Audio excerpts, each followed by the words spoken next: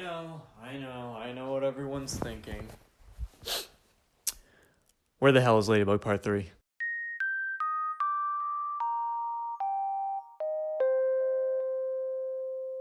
What is going on, guys? My name is the WireMagician, also known as Will Duff in real life, and I've been busy. First of all, if anyone is wondering why I am holding my phone right here, it's because this is my current microphone. And if you're wondering why the video looks a little, it's because I'm using my laptop's webcam because I moved to a different country. So yes, the title was not clickbait. I actually did move to South Korea, and I've been living here for, at the time of recording this, I've been in the country for over a month now, and I've kind of like officially been living here for 2 weeks-ish.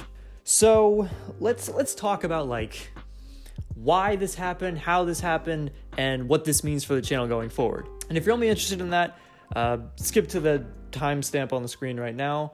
But yeah, let's talk about this. So I've actually had this plan in motion for over a year. No, not a year. I'd say 9 months, I'd say. I guess this kind of like all goes back to like back in February, I'd say, before like, you know, the world went to shit. Basically what had happened is that I was working for like this, I guess like a creative studio kind of thing. You know, it was fine. I was doing things like making websites and applications or whatever here and there, and it was all right, but it was nothing like that I was like really wanting to do. I remember my boss was just kind of like not able to give me enough work. He was definitely a good guy. I still keep in touch with him. Yeah, he was just kind of like, I don't really have that much work for you. And he came to me with some like kind of opportunity that was like, it wasn't guaranteed. Like I said, he was still a nice guy, and he honestly like just kind of took me in. Like I didn't really apply. I kind of went to him one day because like I knew him through somebody else. And he was like really nice enough to just give me a chance. So I thank him for that. And I have no ill will. In fact, he's very, like I said, I still keep in contact with him. Anyways, so I left that job in February because I was like, oh, I'll find something else. And then March came, and yeah. So obviously the pandemic hit, and finding a job was kind of not really a thing I was able to do. So, you know, time went by. March, April, May, and then like end of May-ish is when I started getting a little nervous, because July would mark 1 year out of college, and I really wanted to be on my own, obviously, be fully independent. And obviously the pandemic had made it kind of hard to find a job. But, you know, I was just kind of like wondering like what exactly I was going to do. I didn't really know, you know, where I wanted to go from just kind of where I was. So it's like June. It's like a week before my birthday, actually. And I'm just sitting at my computer, and I'm texting one of my friends who lives in Korea. And we weren't even talking about jobs. She was just like, we were talking about like, you know, how cool it would be to meet one day in real life. And I was like, yeah, that'd be really cool. I'm trying to save up for Korea, but can't get a job right now. And she was like, well, have you ever thought about becoming an English teacher in Korea? And at first I was like, I dismissed it like right away. I was like, oh, no, there's no way I could do that. I don't have the qualifications for it. You know, it's super, super like impossible to do. I said these things without knowing them, because I just figured, I'm like, there's no way like I could just do that. Then I was like that night, I was like, you know what, just to like entertain myself, let's see like how hard this is, and you know, like how impossible it would be for me to do this. So that night I found like a series on YouTube, and I'll link it in the description down below for people who are curious about this or want to do it themselves. But it was this dude going through the process of, you know, starting from just being in the States, not having anything to do with teaching English, to being in South Korea teaching English. And I distinctly remember I was eating dinner at the time, and halfway through like the series, I think it was like the third video in the series, I like had to stop eating because my stomach was getting really nervous, because in the back of my mind I was like, oh my god, I want to do this for real. And at first I was like, you know what, I don't want to like jump on this right away. Let me think on this for like a week, and if it still feels like that, you know, I still have the same feeling, I'll do it. A week goes by, and yeah, I still have that feeling, and I tell my parents, I'm like, I want to do this. And I think they were skeptical at first, right? Because I've been known to like say things that I want to do, and it's just kind of been like, like, oh, I want to be an artist, I want to be a game designer, I want to do this, I want to do that. So they were, you know, I think they were skeptical at first, but were like, okay, you know, we'll support you if you really want to do this. And so the following week was my birthday, and all of the money that I got from that, I just spent right into this course that I needed to do, which was called the TEFL course, which stands for Teaching English as a Foreign Language. So I threw all the money I got for my birthday into that. Originally, the plan was I didn't think I was going to be here until fall of 2021, because the application deadline for spring of 2021 was, I think, at like the end of August, and by this time it's almost the end of June. This course is a 120-hour course. So I was like, there is no way I can finish this on time. So I'll just apply for the fall of 2021 semester, and yeah, I guess, that'll give me time or whatever.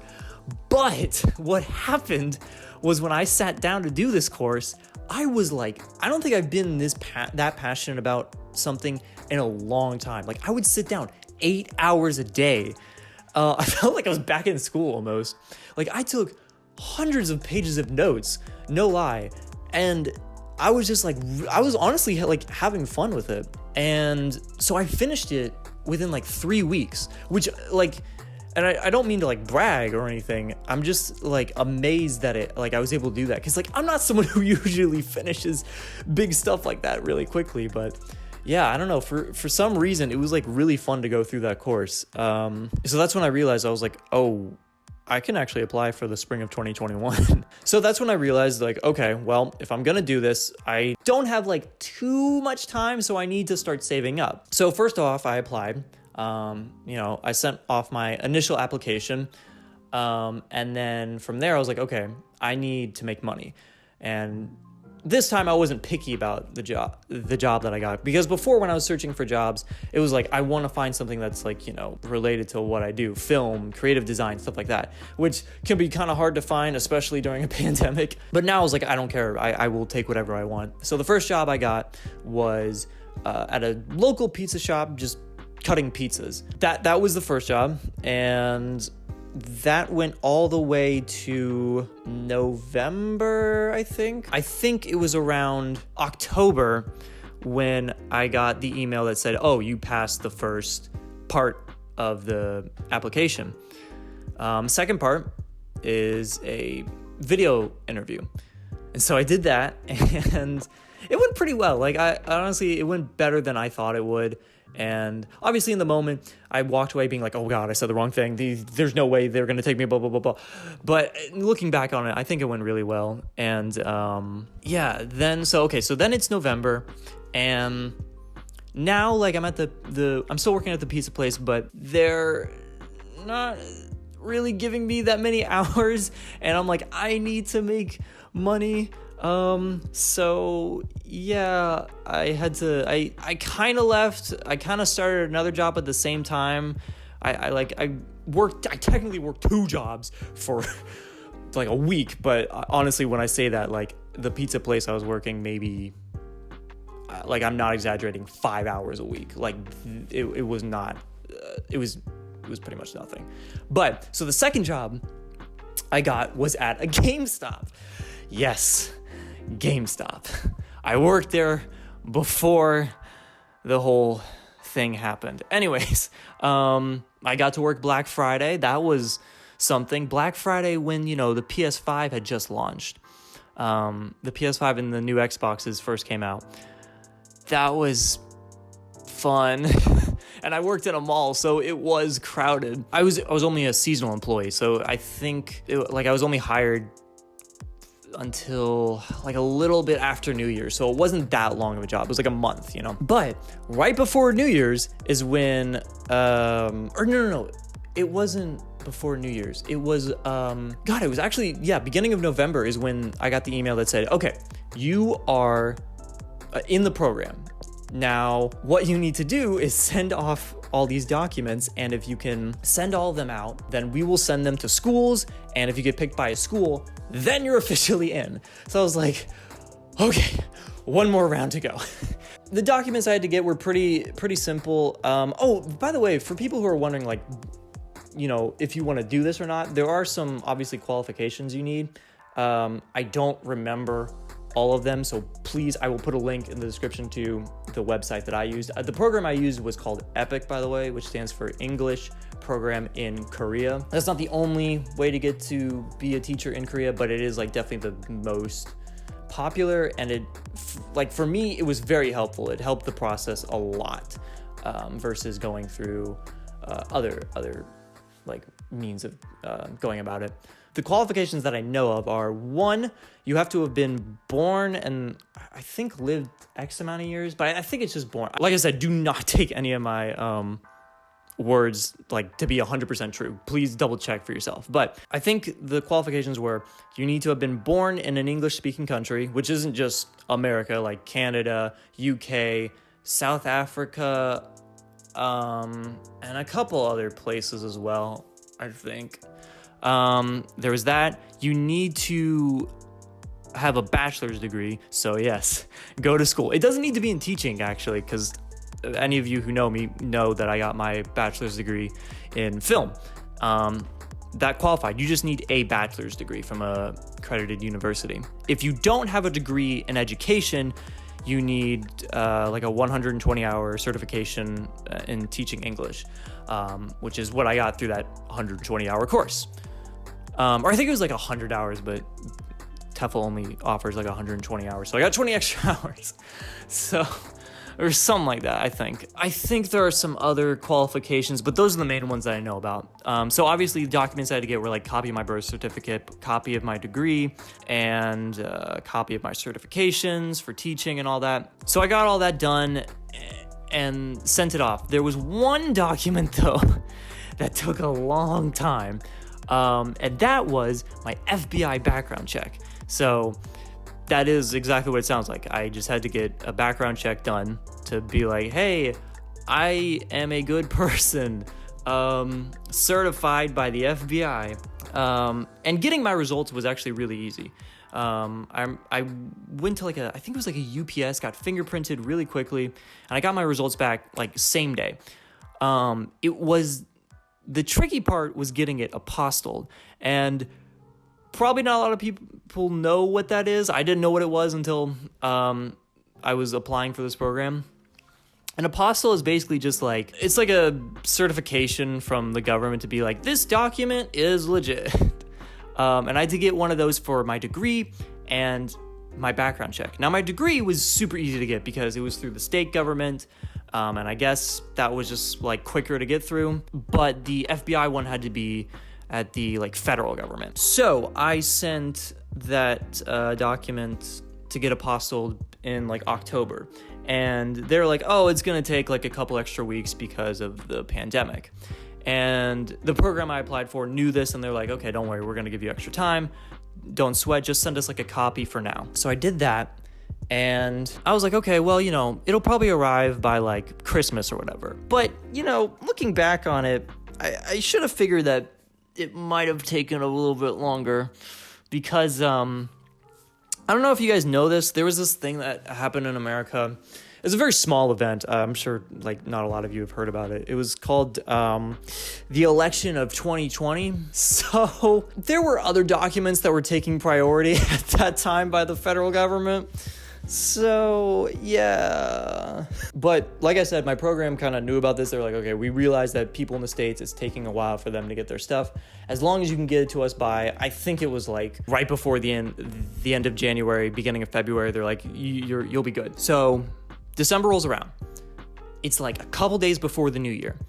I finally get an email that says, you have been selected by a school in South Korea. And it was at that moment where I was like, oh my God, I'm actually going to South Korea. And it was like one of those moments, like I got the email super late at night and I was kind of tired. And I just remember looking at it being like, is this real? Like, I don't know if this is real. I went to bed and then I woke up and I was like, oh God, this is real. And like that whole day was just so surreal to me. I can't explain it. But yeah, it was, I was so happy that day, you guys. It's a little bit like a couple days after New Year's, GameStop's like, okay, your seasonal employee is up. So now I have to find a third job. And I did. I found another job at Subway.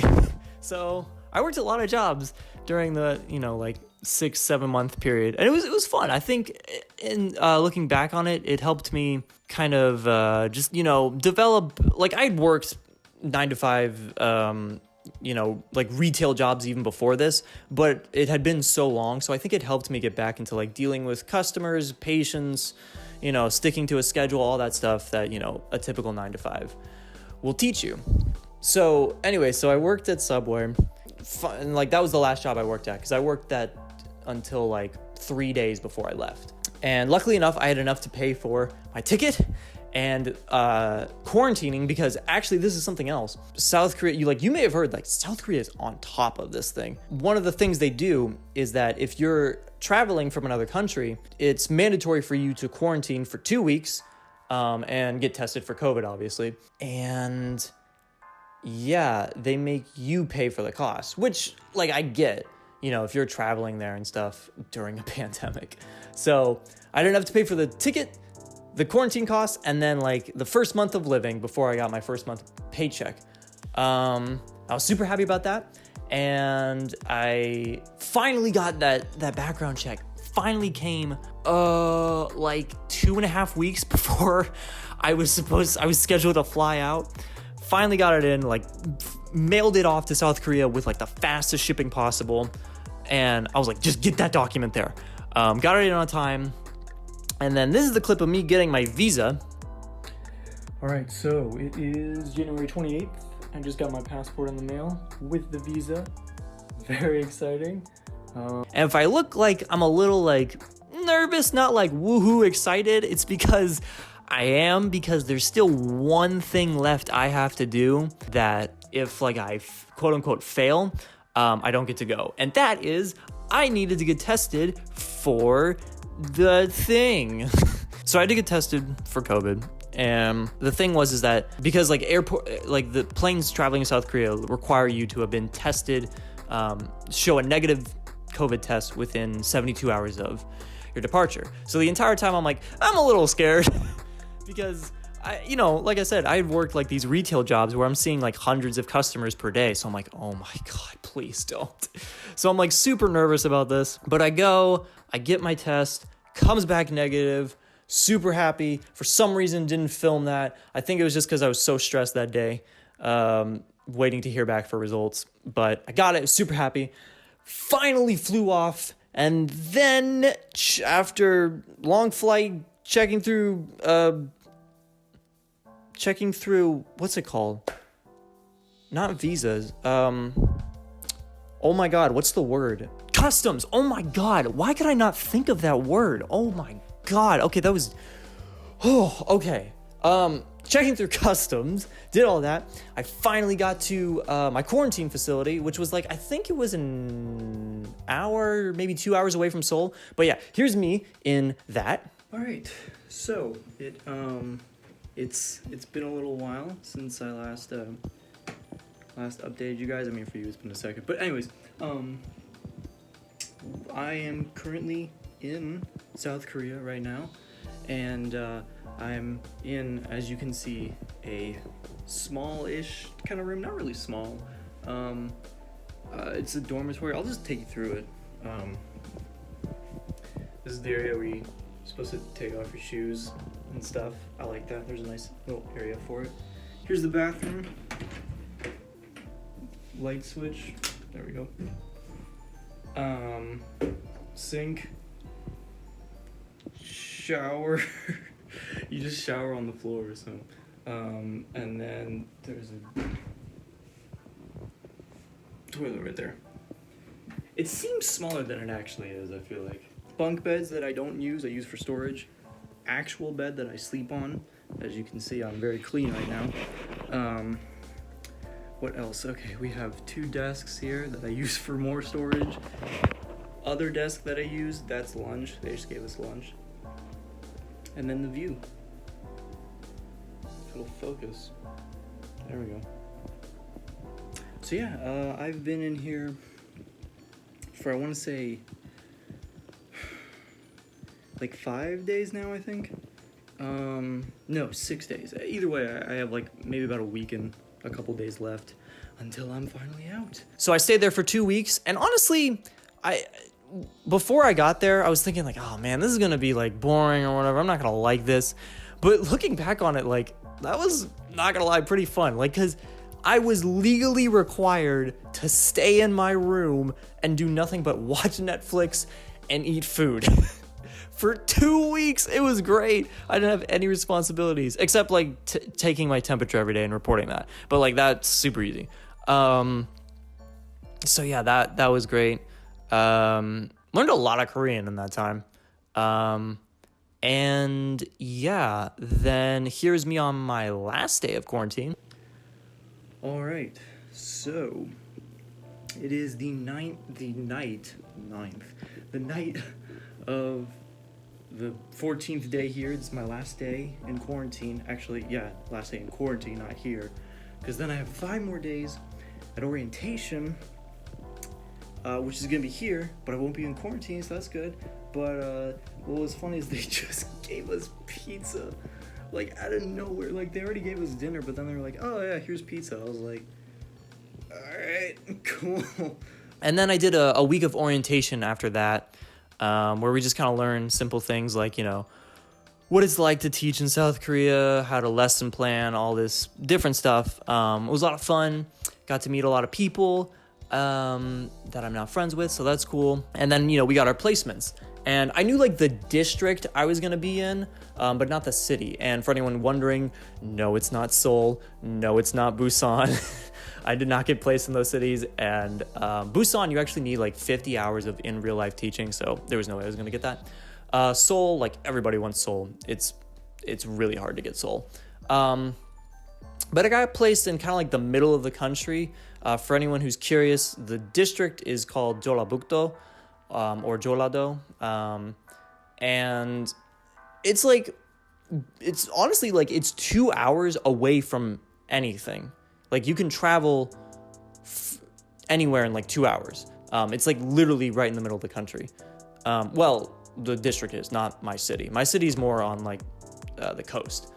And yeah, so I finally got to the city I'm at, which is, do I want to say the name of the city I'm at? No, you know what? If you guys really want to know, you can ask me. Maybe I'll do a live stream on it where I answer more questions about it. So I got to the city where I was staying at, got to this apartment, which, here's a tour of it. All right, here's the place. We got shoe area. We got bathroom, toilet, sink, shower. We got kitchen, microwave, sink, stove, fridge. We got bedroom, bed that is not made, stuff that is mine, clothes that I sometimes wear. That is a fire alarm. More stuff that I use, more clothes that I've already worn. Other place, balcony thingy with a washing machine. Yeah, I've been here for about, like I said, I've been living in this place for, I think as of recording this today, would this make 2 weeks? Yeah, I think 2 weeks. And honestly, I've been having a lot of fun. The first week was, it was kind of stressful because I was like, I don't know what to expect. Like, I hope the students like me, and they do. And the students are so adorable. I love my students. I don't know. Maybe it's just because, like, anyone who knows me, when I play video games, if I have like a kid in a video game, I'm super protective of that kid. As soon as I saw the students for the first time, I was like, these kids are so adorable. I was like, I love these kids. They're so cute. And I'm having a lot of fun with it. So I'm going to be here. My contract is for 1 year. Will I stay longer, re-up my contract, all that? I'm not sure yet. Like I said, it's only been 2 weeks. I haven't even got my first paycheck yet, but I love it here. I love it so much, you guys. And I am having a ton of fun with it. Last weekend, or I guess it's still this weekend, whatever. I went and visited Seoul. That was a lot of fun. It's been really cool. So if you guys want more details on it, I know there are some things I can't talk about. But if you want more details on it, maybe I'll do a live stream or something. But yeah, I'm officially in South Korea. So that's kind of where I've been. So for the past month, I really haven't been doing YouTube because I've been so focused on just this. But now that I'm I'm all settled in, I'm past the nerves, and I actually feel at home here. I think I'm ready to start getting back to it. And I'm also just waiting for my PC to arrive because we got to ship that still. But I really, really want to make more videos. That's why I'm making this right now, because I'm I wanted to update you guys, and I did not want to wait for my PC to ship. So speaking of YouTube, so how is that gonna affect? I just kind of said it already. No, I am not planning on quitting or whatever. I want to make more videos. Obviously, teaching is gonna come first. That is my first priority, but I don't think that's gonna slow down the videos any more than they were already coming out. I still, once I get the PC, I want to shoot for once a month kind of videos, video essay stuff, maybe twice a month. I don't know, we'll see.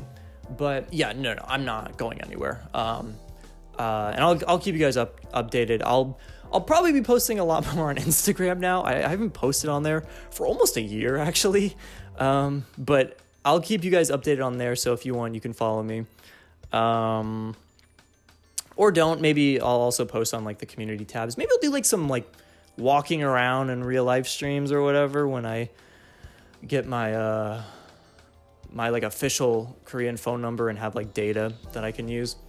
But yeah, if you guys want to see a live stream, let me know in the comments down below. If you don't, I don't know, say something in the comments. Someone say hello to me, please. I've missed you guys. It's been a while, And I promise Ladybug Part 3 is coming. I swear. Yeah, so like I said, not going anywhere. And that's really all I got for you guys. I'm gonna go now because I'm getting kind of hungry. And I've got school in the morning. So, yeah, I guess that does it for me. And I will see you guys in the next one.